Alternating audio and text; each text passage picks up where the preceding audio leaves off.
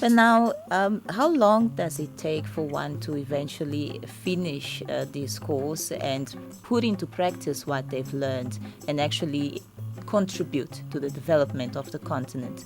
Okay, thanks very much. Within the network of universities that we are working with, we have 14 universities presently that we are working with. And one thing we've also realized on the continent is that academic year varies. For example, in most part of West Africa and East Africa, academic year starts in August, September to July. When you come to this side of the world, in Southern Africa, in South Africa specifically, it starts in January, February, and it ends in November, December. But most of the time, we support students to go into a 1-year or a 2-year program.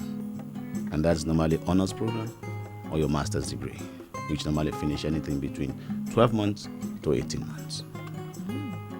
Okay. And during that time, we make sure we give you support for your tuition, as well as for your feeding and living expenses. I guess it's also a good way of teaching young people to learn more about the continent. Absolutely. Let's put it that way. At the same time, in a country like South Africa, where we have serious issues of xenophobia, it's important for one to travel throughout the continent and experience other cultures, embrace other cultures, and also feel how you are welcomed within the continent, outside your home country, you know. I think it's a step in the right direction, especially when it comes to curbing ills such as xenophobia. No, I think you capture it actually much more than the way I would have said it. Because that's actually one of the reasons why this scholarship also was launched. We realize that more and more our young people do not know the continent. Exactly.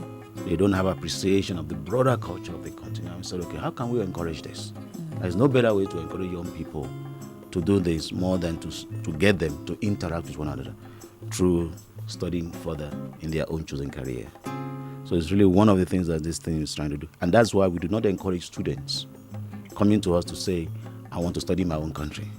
We say, go out to a country that is not yours, a country you've not lived before, and go and live among those people and appreciate their culture and build your own African network. Yeah. So that tomorrow when you now enter into a position of leadership, you know and understand and have appreciation of your continent. Super.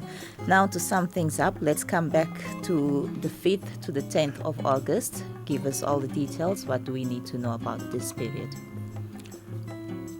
I think the reason why we're actually reaching out to the continent is to encourage young people out there who are sitting at home interested in pursuing their higher education but they don't know where to turn. Is to encourage them to visit our website, Mandela Institute for Development Studies, MIND, and apply for this scholarship so that they also will have the privilege of coming into this leadership development training. It's the first of its kind that we started, and it's a 5-day program, as I said.